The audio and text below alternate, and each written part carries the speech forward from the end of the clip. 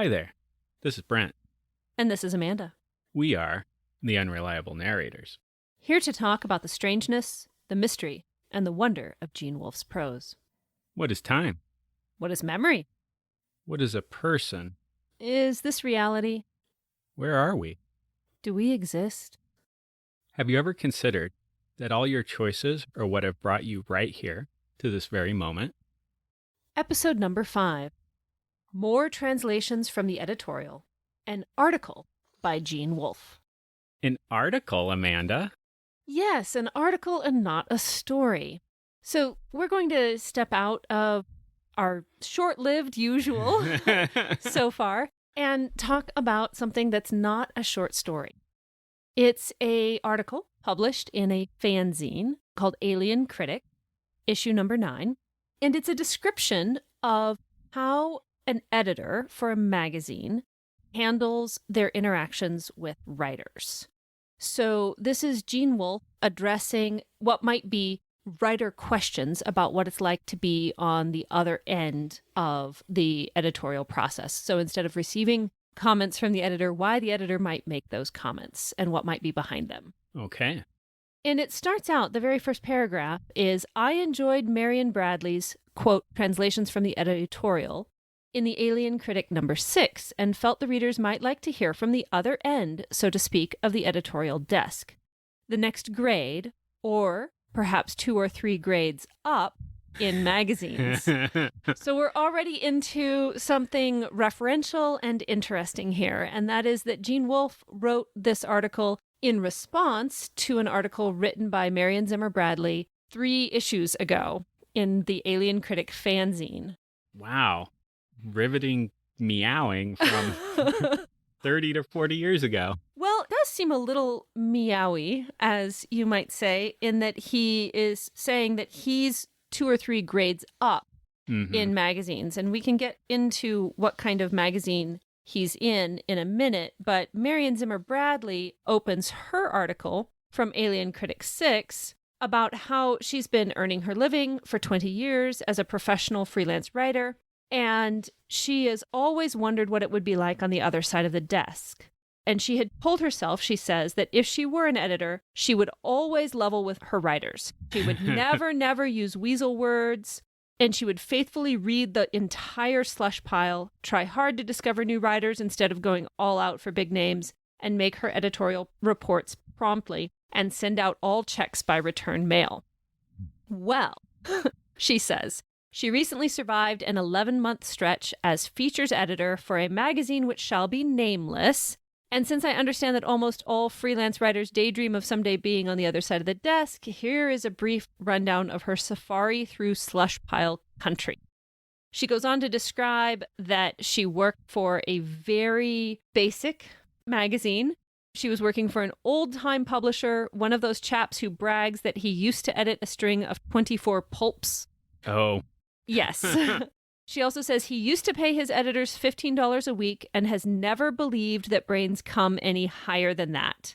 Ooh. He still brags that he can get by with paying the lowest rates in the business, and as a result, the manuscript mailing is all slush pile. Oh, boy. So she talks about how painful it is as an editor for such a low-paid publication to put together anything worth reading. How the slush pile is a slush pile for a reason, that anybody who could get actual money for their writing would obviously be submitting it to a higher grade of magazine. And because she can pay so little, she can't demand or expect or attract anything like good writing. Okay. And so she goes on to use lots of weasel words with the writers that she does work with, because if she finds anyone that writes anything even halfway worth reading, it's actually hard to get them to accept the very low rate of pay that she offers. So then she gives a series of quotes from her editorial stockpile, the default phrases she uses, and then explains what they're actually saying. Okay. There are quite a few examples. You pick a few that are your favorite, maybe? Well, quote, I have taken the liberty of rearranging and editing your material slightly, end quote. The translation is, I had to rewrite the damn thing from end to end. If you look at your manuscript and see what I did with it, you might learn something. And next time, your pride and my sweat can both be spared. All our material is staff written, and we are not considering outside contributions at this time. We don't buy hard porno. We don't buy kiddie stories. We don't buy material handwritten in pink magic marker. We don't buy the work of illiterate amateurs who don't know their trade, and I'm too busy and you're too hopeless for me to educate you. Get lost. Oh, wow. So she's a little bit salty, but she seems to have come by that saltiness at least somewhat honestly, because she worked for someone who wouldn't shell out a penny for anything. And if she couldn't find anything even halfway publishable that could be turned into something actually publishable through editorial work, she had to write enough to fill the pages. So as an editor, she'd be sometimes called upon to produce a 9,000-word article in an afternoon. Oh, man. Complete with illustrations, because the publisher wouldn't pay for illustrations. It's horrible. It does sound horrible. It sounds like a horrible way to make a not living. Well, you said she was working for a man who bragged that 24 pulps was his? Yes. That's crazy. And I think goes to show why those were called pulps. And most of those magazines are probably not around anymore. Right, because they were trying to make a quick buck or keep someone's head above water. And they just put through an enormous amount of printed matter, whether it qualified as a story or not. Wow. And just the pressure of production is the thing that came through in her letter for me, that there's just this enormous weight of you have to produce things.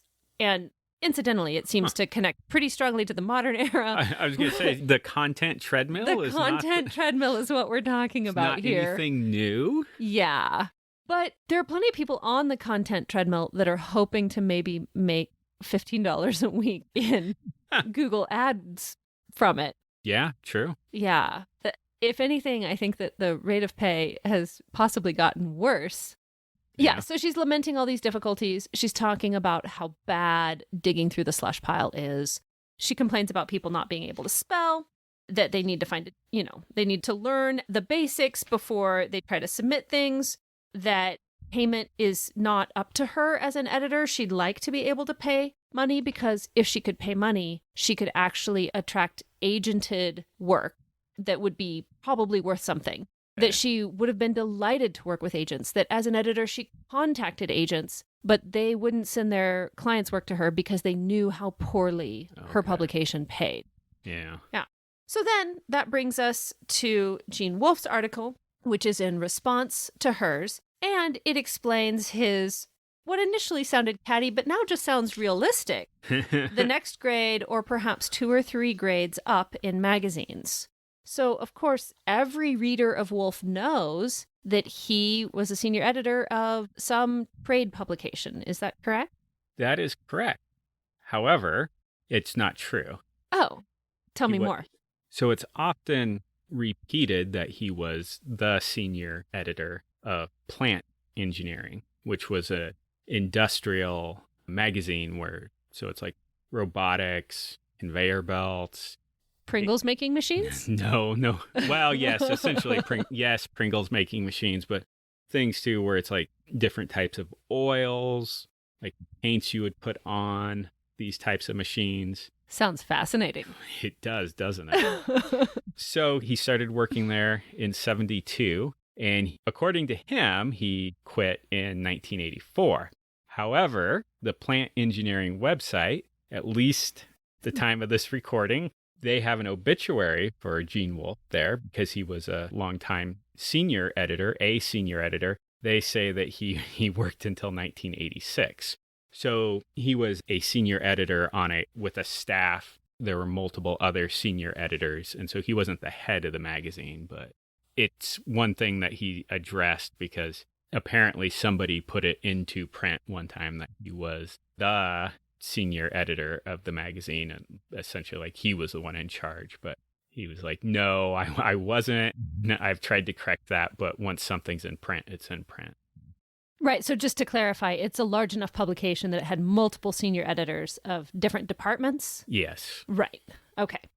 Well, so he goes on in his article to talk about what it's like to be a senior editor in a magazine. And He says that at the time of this article, he'd been there for about a year. And it's one of the top business publications in the country. So, yeah, 2 or 3 grades above. He's really, not from a literary standpoint, but from a monetary and prestige within its own genre or its own niche. He's underselling it by saying 2 or 3 grades above. He says that the money is good. And this is very distinct from Marion Zimmer Bradley's description. Substantially better than I was making as a mechanical engineer. The expense account ceiling is $400 a month. If you run over that, you're expected to fly lower until you have made up the difference. So plenty of money available, it sounds like, and some flexibility in how you manage that. So not a rigid or tightly controlled situation. Well, makes me wonder how much they were paying him as a process engineer too. Right.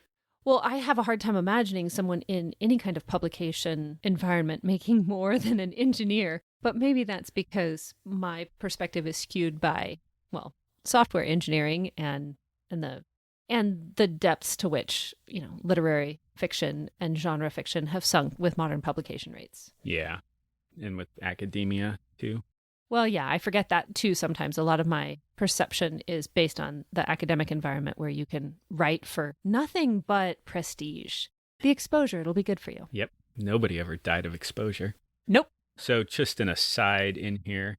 So while this may have been a prestigious journal, it also seems to be a very time-bound journal in the sense that if you try to find the magazines online, or go to libraries to try to see if they're on the stacks or if they have microfilm, it's not really something that you're able to find very easily. So there's no sense in which anyone publishing this thought that it would endure. It was very much of the moment. Yes. So whatever the innovation in, I don't know, robots that move things or make things, or whatever the innovations in materials for particular applications, that is very much of the moment. Those things are going to change. Yeah. Unlike if we were to compare it to the modern content mill, unlike Marion Zimmer Bradley's magazine, which would be called Evergreen, Gene Wolfe was working on things that were the opposite. They were very timely. Yeah, not even annuals, but monthlyals. Yeah. Okay, he says that he paid, or his publication paid authors $35 per magazine page on acceptance. Not too great, perhaps, but you could live by writing for us at that rate. So I always have a hard time imagining these kinds of conversions, but $35 per magazine page, that presumably would include any illustrations and anything else taking up magazine page space. Yeah, diagrams or photos of the factory floor. Right. So, and it's interesting, he says that 35 per magazine page because it was $60 that he got paid for the short story in Sir magazine. Now, granted, that was almost a decade before, but that was 3 pages, maybe 4 if you count, because the last couple of paragraphs were on an in page with a lot of advertisements surrounding the words. So I don't know exactly how they counted magazine pages at the time. Right. But that's quite a bit less than what this publication, what Plant Engineering is paying. Right. And for a literary product instead of, again, something that's just content. Yeah. And then he starts to disagree, I guess, with Marion Zimmer Bradley, but without explicitly calling her out. He is writing this in response to her. He says he doesn't give a damn whether an author can spell or not. I can't spell either, but I can use a dictionary, and what I don't catch, Peerless Secretary Mary Jane will, or if she doesn't, copy editor Nancy will, and anything that gets past her will get got by the managing editor. Nothing, but nothing gets past the managing editor. So he didn't run this sentence through the managing editor. Well, this is published in a fanzine. Yeah. So. I assume all the listeners will know what a fanzine is, but they were a poorly produced. Most of these were Xeroxed or mimeographed, or another thing that they do is called spirit copying. So you're using alcohol spirits to do the copying. And so low numbers of publication, low production value. Low production value. Anybody that sent in a letter or something, it was liable to end up in the fanzine. So. Right. And alongside this low production value, very small print run kind of thing, you have a lot of fanzines that have letters, comments, and a number of things from famous authors. Gene Wolfe stuff pops up in a lot of fanzines, and it's alongside other notable authors. Just in this issue, I think it's Samuel Delaney. Yeah. Has a letter included. And then I've seen Arthur C. Clarke and a variety of prominent names pop up. And obviously Wolfe is in conversation here with Marion Zimmer Bradley, who's not unknown. Yeah. Now she's more known for, well, being a controversial or just reprehensible figure. But at the time, she's very, very well known and very popular as a fantasy author. Yeah. And we won't go into that right now. That's another episode. Yeah. The other thing, too, he mentions there, I've never seen an agented manuscript come in. Right. So. Which is in direct contrast to what Bradley is talking about, is wanting agented manuscripts and not being able to get them. I can't imagine, though, that anybody writing for plant engineering needs an agent, because what Wolfe describes, which I think is also in a way what Marion Zimmer Bradley is describing, although she doesn't seem to be clear on this, is that it doesn't matter if it's agented or in the slush pile. If it's worth reading, I will want to read it and I will want to include it. He says, we do like authors who know the facts, recount them lucidly, if not grammatically, and can take or beg or even draw good pictures. We read everything that comes in, at least far enough to tell if we want it or not. Sure, we like new typewriter ribbons and double spacing and one side of the paper and wide margins, but we read everything readable. So what he's getting at here is what I think we all kind of know but don't want to admit, is that really good writing does stand out, even if you haven't followed all of the rules. Yeah. To be noticed. Well, and I think the key line that you read there is at least enough to tell if we want it or not. And I think a lot of people don't realize how easy it is. If you are a subject matter expert, is something that we would probably term it nowadays. But if you know the subject you're speaking on, whether that's science fiction, fantasy, robotics on an engineering floor, anything like that, you can very quickly tell if somebody knows what they're talking about. You can tell if they're avoiding like actual key point because they don't understand how something's going. You can pick out, these days we'd call it copy pasta. The more technical term would be plagiarism. Right? So if you're pretending like you have expertise that you don't, it's very readily apparent to somebody who actually works on the material day in and day out. Right. And that's part of why, as bleak as the writing landscape can seem, where it's difficult to be noticed in a sea of voices, there are freelance writers who make quite healthy incomes because they are freelance writers in a niche subject that requires a lot of content. And so as bad as pay rates can be for content mills, you can be paid $1 to $3 per word if you are writing in one of the in-demand content niches. Truly expert, but we're talking about truly expert in something. Yeah, we're not talking about a WikiHow article on tying your shoes. No. Complete with 37 steps and photos. Written now by AI. Yeah. So he goes on to describe more aspects of what life is like as an editor. He identifies things that he dislikes, and he talks about what he rejects and why, if something's no content. So all puffs and generalities and padding, which I think is what you were just describing. Yeah, and interestingly enough, 90% of the articles we reject fall in this category. Right. And part of me's assuming, and maybe this is an incorrect assumption on my part, but I don't think somebody wakes up and like, hey, I'm going to send an article off to plant engineering today. It seems more like they would have to be familiar with the publication because it seems specialized. Well, and I think that it would probably be that they think they know it because they have some minimal level of familiarity, but they don't.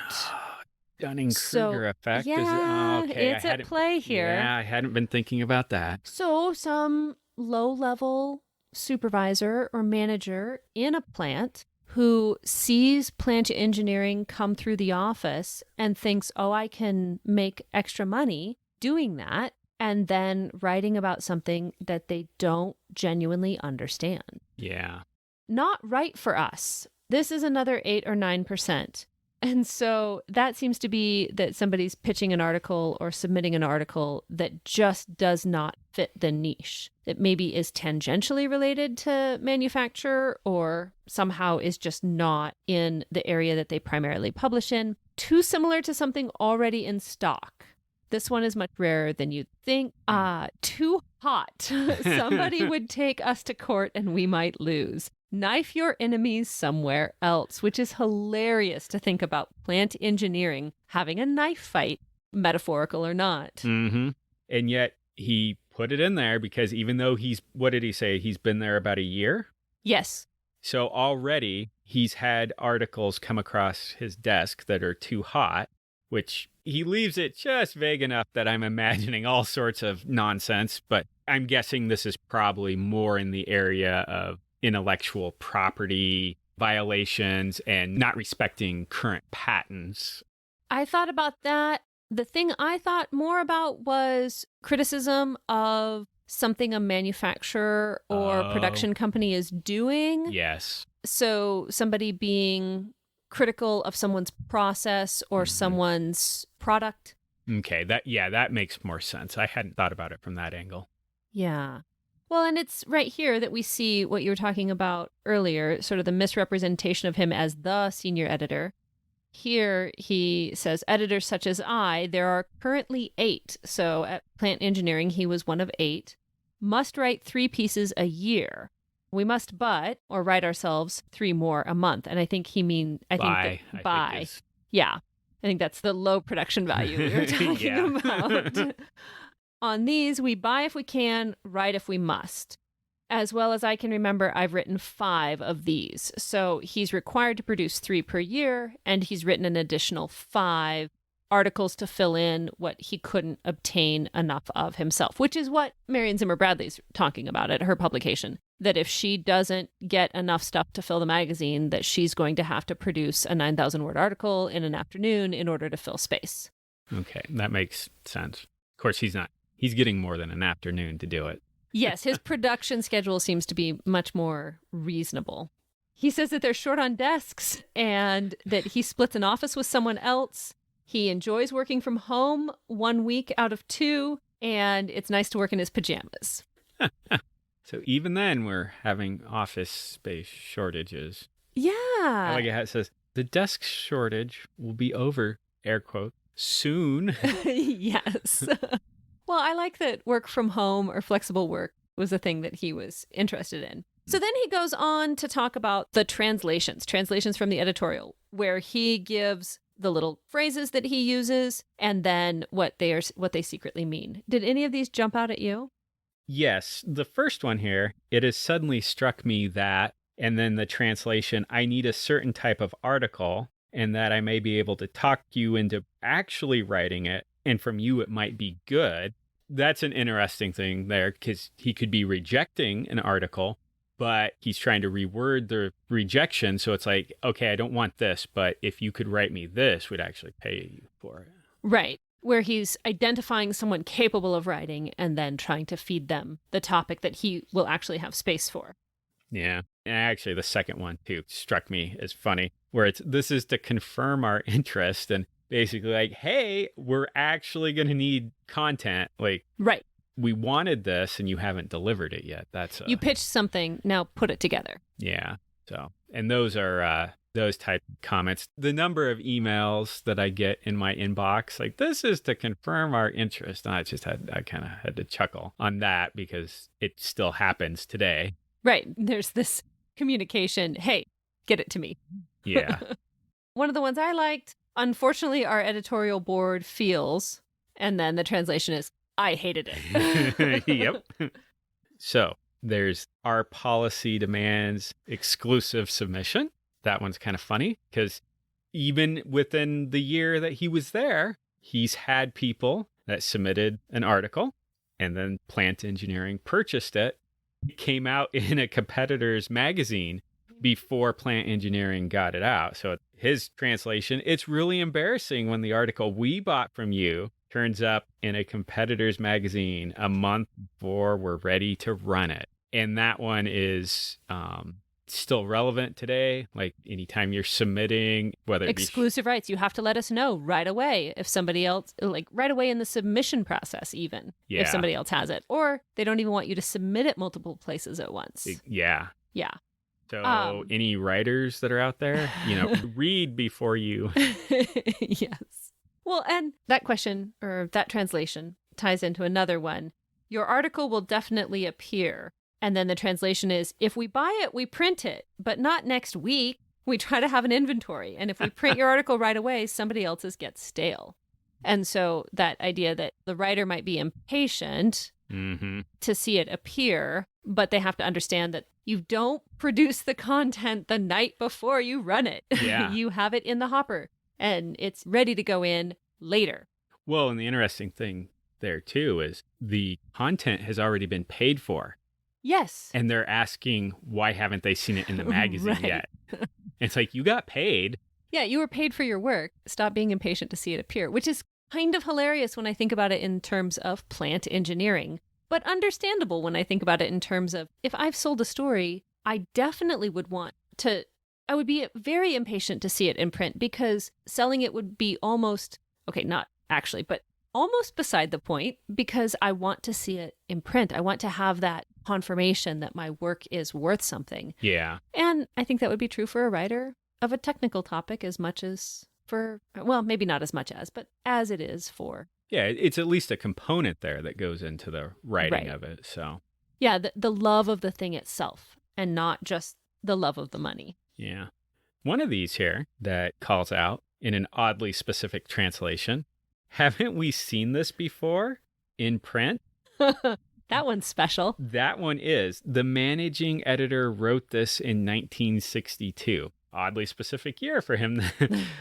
Never submit here again. Right. So somebody plagiarizing that same magazine's content. Uh-huh. Which it must have happened. Yeah, it must have happened. But then part of me is like, wow, that's really dumb. But then the other part of me goes back to what he said at the beginning, where you can make good money on the side. So if somebody's being lazy and they're not as ethical, they could be, I could imagine scenarios where they would be going back through old issues and even from other similar types of trade magazines and kind of lightly reworking to update it and then submit it under their own name. Right. And imagine as an editor trying to catch these things in a time before searchable files. Yeah, I can't. I'm not even really sure how. Well, it would have to be institutional memory. Yeah. You just have to have people who know. Yeah, you'd have to have an encyclopedia brain that just remembered all this. Well, and if it was still the managing editor, then they would know. I like lacks organization. What the hell is it about? You keep jumping around. Well, the article ends quite suddenly. He has a quote, "It seems to me there is too much in your outline for a single article," and then translates it, "I need a series. How would you like $105 every 6 weeks for a year?" Which does sound like a pretty good offer, even today. Yeah. And then the fanzine editor has inserted at the end, "Yes, it does end abruptly, but that's all he wrote." Yeah. So Gene Wolfe gave his translations from the editorial. He did not write a conclusion. He just stopped, and Alien Critic printed it. And apparently he didn't even sign his name at the end. Oh, my goodness. It has his name at the beginning. Right. But he didn't sign off Gene Wolfe. It just ends, apparently. Yes, it ends, and there we are in the world of articles by famous speculative fiction authors, Marion Zimmer Bradley and Gene Wolfe, about what it's like to be a magazine editor. Yeah, and I would just remind people that are listening that these articles are very old. These do not necessarily reflect the publishing industry as it exists today. So, yes, but it is interesting how, while the publishing industry has probably changed in some pretty dramatic ways, I'm not in it, so I can't tell how. I'm sure someone with experience could talk more about those changes. the concerns of writers seem to be pretty similar. How can I know how to succeed at this? And Marion Zimmer Bradley's article begins to hint at this, which is you have to be a good writer. You just have to be a good writer. And then you have to keep submitting to a variety of places. And you, of course, you'll try to submit to the best possible places that will take your stuff. But if you start at the bottom, they're far more likely to take it if it's worth reading. Yeah. And so from that, you would have to extract the implied lesson, which is if you're getting rejected from a very low tier magazine, you might be getting rejected because you're not a good writer. You might also be getting rejected because you're submitting it to a magazine that's just not the right place for it, or because they happen to have something very similar, which Gene Wolfe calls out as being not a very frequent thing, but it is a thing that happens. Yeah. And then they go on to say, basically, all Gene Wolfe wants as an editor is something that he is capable of reading that is factually correct and lucid. And then he'll fix all, or his secretary or the dictionary will fix all the spelling mistakes. Yeah. It's interesting to juxtapose that with Wolfe's comment from the previous episode about his story where with The Dead Man, he shopped it around till he found the right editor, but then he reworked and then also sold the other stories that had previously been rejected once he got things sorted out. Right. So that there's a combination of, you need your break, but you also need to learn how to operate within the publishing ecosystem. Yeah. And I think a lot of people that want to be in the arts, it seems to me like they want to be known as, insert whatever. I want to be known as a fantasy author. I want to be known as a famous YouTuber. I want to be known as, a painter or... Yeah, painter, somebody from TV. They more want their name on either a book or a movie or whatever than they actually want to do all the hidden work that's required for you to gain the skills so you can actually craft something. And I think that's kind of a bulk of the advice there is that you need to do the hard work. And there's no easy trick for your paper to float to the top of the slush pile. No one simple trick. Editors hate him. Exactly. Honestly, if there was a simple trick, I think Marion Zimmer Bradley and Gene Wolfe would be tickled to death because then they wouldn't have all the junk in the slush pile. Right. So. And anything that comes across as a trick or as a technique or this will make your chances better is at best some approximation of you have become a good artist, a good writer, a good actor. There's no trick to breaking through other than being good, and anything that seems like a trick exists to the degree that it actually is you becoming, or it's approximating you becoming good at your art. Yeah. So now is the time for me to start recognizing why I haven't published a story yet. Because you just got to put more work in. Yeah. Well, and I think that the thing that we often mistake within ourselves or culturally people mistake as a desire to do something is not a desire to do the thing. It's a desire for celebrity disguised as the desire to do the thing. No, I agree with that. And that's a painful thing to know and notice within yourself because it's easy to think of your own motives as pure. And it's like, no, I just want to create this thing. But most of the time, our motives are not as pure as we think they are. It's almost impossible to hold in your mind or hold in your intention the desire to do the thing for its own sake. Because you might be able to pay lip service to that. I think I can pay lip service to that. But it's almost instantaneous that I will say, it's worth doing whether I ever sell a story or not, but I want to sell a story. Yeah. It's worth doing whether this book ever gets published or not, but I'm not going to feel justified in having spent a year on that novel if nothing, as in money and recognition, ever comes from it. Yeah. And I think it's worth noticing that Gene Wolfe started writing because he wanted to earn money. Yeah, to pay for furniture in his apartment. Yes. And he almost immediately became addicted to writing as a hobby and found it fulfilling, even though it was a solid decade before he sold a story. Wow. They say the 10,000 hours or 10 years. But there it is, literally illustrated. Yeah. Did you have anything else you wanted to discuss about this letter? Well, I was struck by the little blurb that's below it that is presented without context, without explanation, and without justification. Did your eyes happen to stray to the next entry in Alien Critic? It did. Did you have any thoughts on this brochure from the Journal of Psychohistory? I actually did some research on that. You did. Okay, Yeah. So for those of you who don't have a copy of Alien Critic 9 in front of you, it's in simple typeface, looking just like everything around it, bracketed out with asterisks as each of the articles and letters are. Quote, in 1907, a Jewish doctor poisoned Hitler's mother while treating her for breast cancer. In 1918, Hitler was himself hospitalized from gas poisoning in the war and hallucinated a summons from on high to reverse Germany's defeat. In 1941, Hitler personally ordered removal of, quote, the Jewish cancer, end quote, from the breast of Germany through the use of poison gas. 6 million Jews died as a result.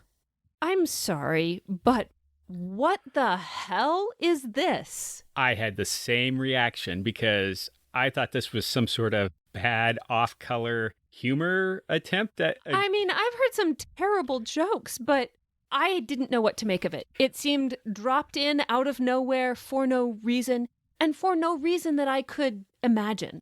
Yeah, same here. I thought it was a bad Jewish joke. Right. And it doesn't help. There's no context, but then it mentions the Journal of Psychohistory. Right, so it's credited to a brochure for the History of Childhood Quarterly, the Journal of Psychohistory. Yeah, and that's what initially confirmed my assumption in my mind that this was a joke, because in a science fiction fanzine, Psychohistory, I'm thinking Asimov's Foundation. Exactly. Yeah. And so I was just like, wow, have times changed that much? Right. Well, it's worse than you thought. Oh, dear. Because it's not a joke. Oh, dear. This is a serious piece of, what am I looking for? I'm not a serious piece of literature. It's from an actual brochure. It's a promo. Yes, a promo. So the Journal of Psychohistory, apparently it's still around today, was a actual journal that they wrote for this. Okay. So I went back and found some commentary from the time, and several people are like, yeah, this is real, but it's so ridiculous. It's become a self-parody. So somebody wrote this as an actual analysis of history, like trying to understand why Hitler did what Hitler did. Yeah, so it's like looking at Hitler's childhood and everybody, like any famous person's childhood. So there's a number of these. There's ones where they did Jesus, they did Gandhi. As one does. Yeah, the various kings and queens of Europe, and then some of the presidents. But they're tying together different themes, and it almost has like a literary type approach where it's like, oh, this happened and this happened. So there's this thematic element in the childhood, therefore this adult behavior or dramatic historical event, the trauma of the 20th century or whenever, is what happened. Yeah. And so a lot of the subpoints, so they're very obsessed with childhood abuse. Okay. They are very obsessed with toilet training. Well, that does sound like the 20th century. Yeah. There's a section about how changes in swaddling of infants brought about behavioral changes in human populations afterwards. And there's also a section about how, like, the teaching around the mothers changed things. But then there's also a section on Great Britain that's called A Baby in Every Latrine. Oh, my goodness. And so all of this is from this brochure. You're supposed to read it straight. It's not a joke. These people The brochure was put out seriously, but it sounds like self-parody. Yeah. And it's very strange. Like, if you want to read some strange stuff, go find the journal. Well, I don't know if I want to do that because all it makes me want to do is write a short story about something that happened in my childhood, which, to be fair, sometimes is a little bit of a Flannery O'Connor short story, and then hypothesize what absurd historical event I might instigate based on this childhood trauma. It sounds like you could start a whole new subgenre of SF and fantasy where it could be speculative fiction in predictive psychohistory. Uh-huh. I think this might be my great breakthrough. It might be. Only if I include a crocodile. Crocodiles are a must. All right, and with that, as Gene Wolfe says, people don't want other people to be people.